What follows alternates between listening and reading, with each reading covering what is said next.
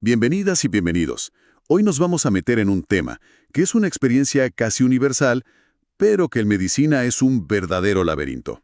El dolor abdominal.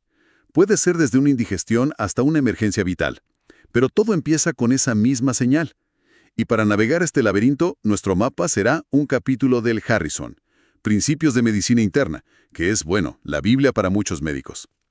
La misión de hoy es entender por qué este dolor es tan difícil de interpretar, y cómo los médicos se vuelven casi detectives para leer las pistas del cuerpo. Y para arrancar, una idea que choca un poco con la intuición. Y es que la intensidad del dolor no siempre tiene que ver con la gravedad. O sea, un dolor insoportable podría ser algo pasajero, y un dolor sordo, leve, podría ser el aviso de una cirugía urgente. Totalmente. De hecho, uno de los primeros mitos que el texto derriba es esa idea del abdomen agudo o abdomen quirúrgico. Suena a que todo el que llega a urgencias con dolor fuerte va directo al quirófano. No. Claro. Pero la realidad es que la gran mayoría de los casos son condiciones que se resuelven solas. El verdadero arte, el desafío, es identificar a esa minoría que sí necesita una intervención. Y para eso no hay atajos. Se necesita un enfoque metódico, paciente, basado en dos pilares: escuchar la historia del paciente y una exploración física hecha con mucho cuidado. De acuerdo. Entonces, vamos a desglosar esas pistas. Si el dolor abdominal es un lenguaje, ¿cuáles serían sus dialectos principales? Propongo empezar por el más directo, el que parece más obvio, la inflamación. ¿Cómo habla el cuerpo en ese caso? Bueno, ese es un dialecto muy particular. El mecanismo clave es la inflamación del peritoneo parietal, que es esa capa fina y súper sensible que recubre por dentro toda la cavidad del abdomen. Cuando algo la irrita, el dolor es muy característico.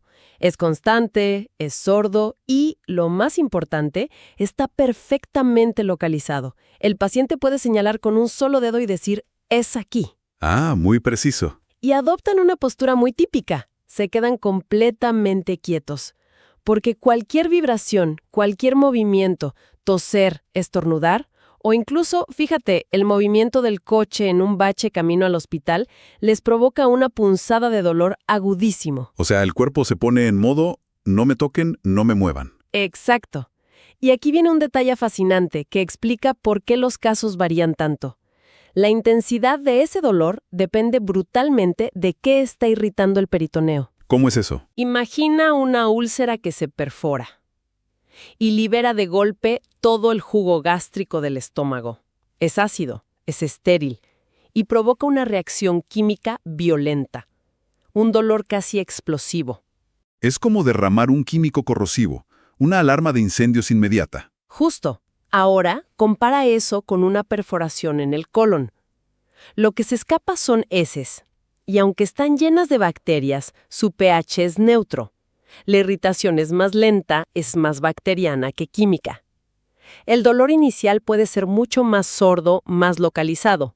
Tarda horas en extenderse. Ya veo. Y si lo que se escapa es sangre u orina, son irritantes tan leves que el dolor puede ser mínimo al principio. Por eso no es solo que haya una fuga, sino que se está fugando. Entendido. Un dolor constante y localizado grita inflamación. Pero, bueno, todos hemos sentido ese otro tipo de dolor, el que va y viene en oleadas, como contracciones. ¿Qué historia nos cuenta ese dolor tipo cólico? Esa es la segunda gran trama. La obstrucción de una víscera hueca. Piensa en el intestino, en los conductos de la bilis o en el uréter. Cuando algo los bloquea, el músculo liso de sus paredes se contrae con muchísima fuerza para intentar, para vencer el obstáculo. Y esas son las oleadas. Esas contracciones son las que provocan las oleadas de dolor, los cólicos. Y a diferencia del dolor de la peritonitis, este suele estar mal localizado. En la obstrucción del intestino delgado, por ejemplo, el paciente lo siente difuso, a menudo alrededor del ombligo. Y aquí es donde nos encontramos con una de las grandes correcciones que hace el manual. Menciona que el término cólico biliar es incorrecto. Un momento, ¿cómo que es incorrecto? Si está en el propio nombre. Es como decir que la Vía Láctea no tiene leche. Es una de esas joyas que aclaran muchas cosas. El término es un error histórico que se ha perpetuado. Cuando la vesícula biliar o el conducto biliar se distienden, por ejemplo por una piedra, no producen un dolor que va y viene. Ah, no. No, producen un dolor sordo y constante en la parte superior derecha del abdomen, porque es un órgano que simplemente se está estirando. No tiene esas contracciones rítmicas del intestino. De hecho, una distensión muy gradual, como la que puede provocar un tumor en el páncreas que va creciendo poco a poco, puede incluso no causar dolor en absoluto. Fascinante. Así que, dolor constante puede ser inflamación o distensión, y el dolor en oleadas es casi siempre un tubo muscular intentando desatascarse. Exactamente. Y la localización de esa lucha te da más pistas. Si es el uréter, el dolor es intensísimo, uno de los peores que existen, y se va hacia la ingle. Si es la vejiga, es un dolor más bajo, sobre el pubis. Ok, entonces tenemos inflamación y obstrucción, que parecen tener una lógica de causa-efecto bastante clara. Pero ¿qué pasa cuando el problema no es una reacción a una sustancia o un bloqueo, sino un fallo en el propio sistema de soporte? Me refiero a cuando se corta el suministro de sangre a los órganos. Eso suena mucho más siniestro y difícil de detectar. Y lo es.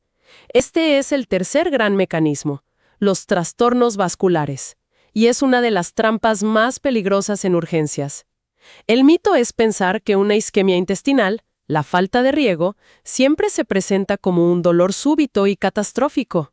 Que no siempre es así, me imagino. A veces sí, pero el caso clínico clásico de la oclusión de la arteria mesentérica superior, la que irriga casi todo el intestino, es muy diferente. Puede empezar con un dolor leve, difuso, continuo, y durar 2 o 3 días. El paciente no parece tan grave, pero sus intestinos están muriendo lentamente. Eso es aterrador. El paciente siente un dolor que no parece alarmante, pero por dentro se está gestando un desastre. ¿Cómo puede un médico sospechar algo tan grave con una señal tan débil? Aquí es donde el manual nos da una de las perlas clínicas más importantes de todo el capítulo. Una frase que salva vidas.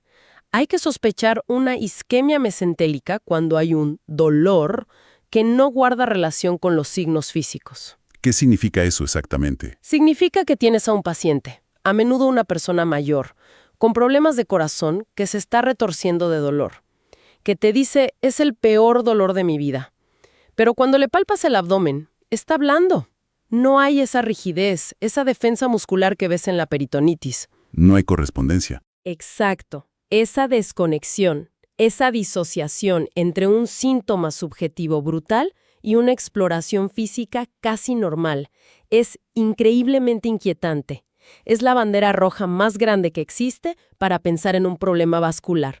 El cuerpo está gritando, pero la evidencia física local todavía no ha aparecido. Es como si el dolor viniera de un lugar al que las manos del médico no pueden llegar. Una señal de alarma fantasmal. Precisamente. Y otro dato clave en este apartado vascular.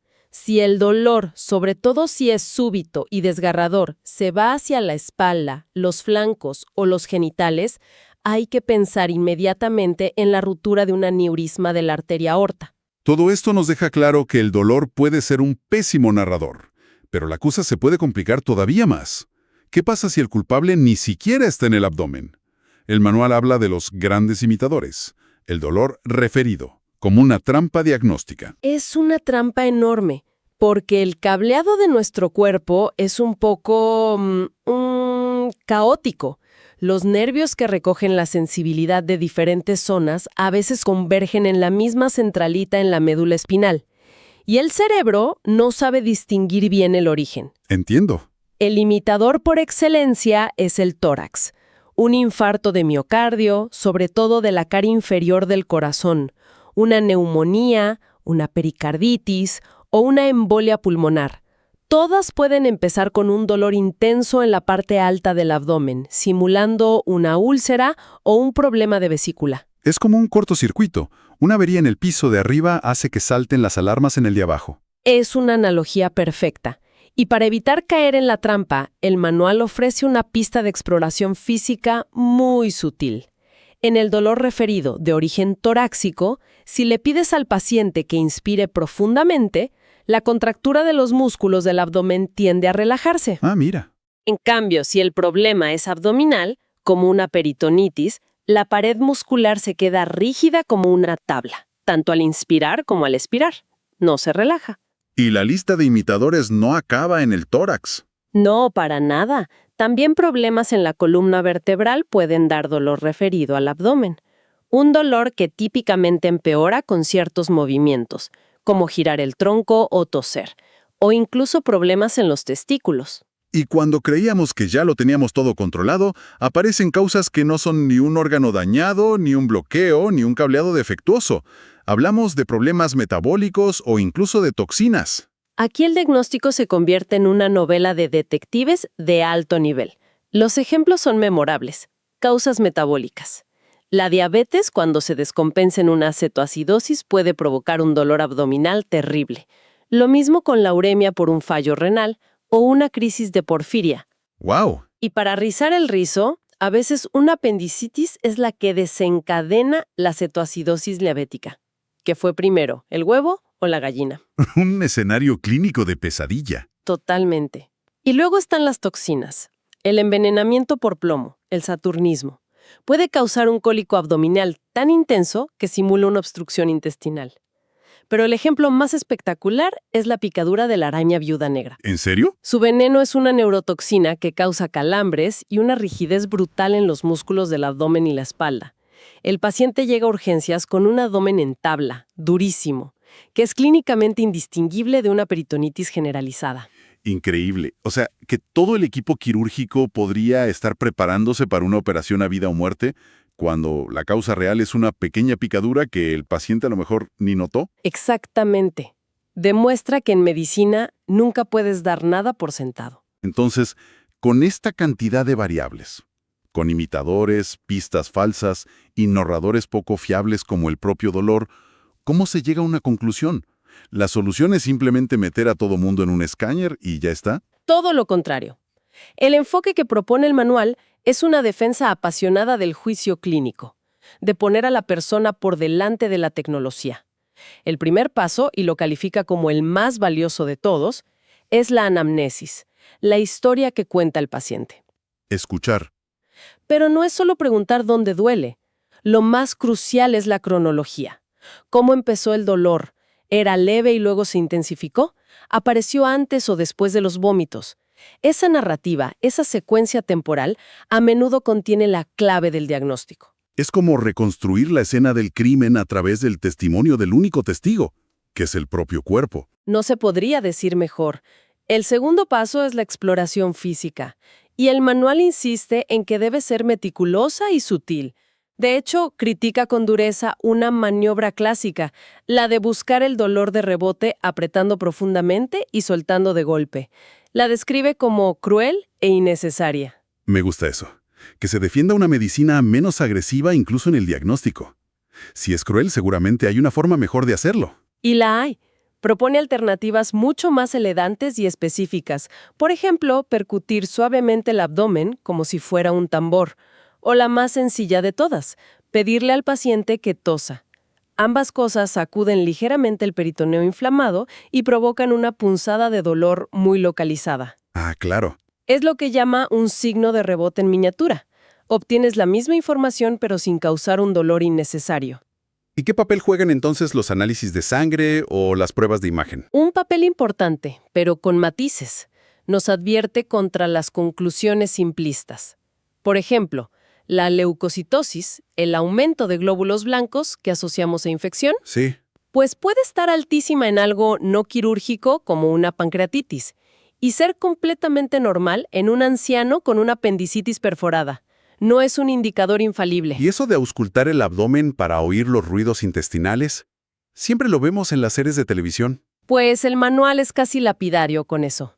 Dice que es uno de los métodos menos fructíferos.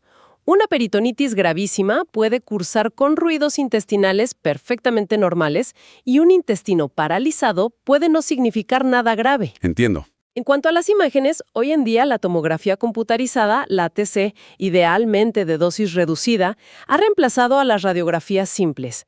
La ecografía sigue siendo la reina para ver la vesícula o problemas ginecológicos y la laparoscopía tiene la ventaja de que te permite mirar dentro, diagnosticar y si hace falta, tratar en el mismo procedimiento. Recapitulando entonces, el dolor abdominal es un lenguaje increíblemente complejo, lleno de dialectos y de falsos amigos. Y la clave para descifrarlo no está solo en la tecnología, sino en algo tan antiguo como la medicina misma. Escuchar con atención la historia del paciente y explorarlo con cuidado y con respeto.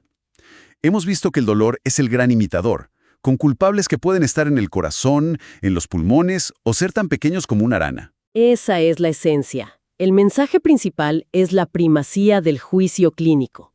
A veces, la decisión más sabia no es pedir otra prueba, sino lo que se llama una conducta expectante. Observar. Sí, es decir, ingresar al paciente, observarlo, reevaluarlo unas horas después, hablar de nuevo con esa persona, ver cómo evoluciona la historia.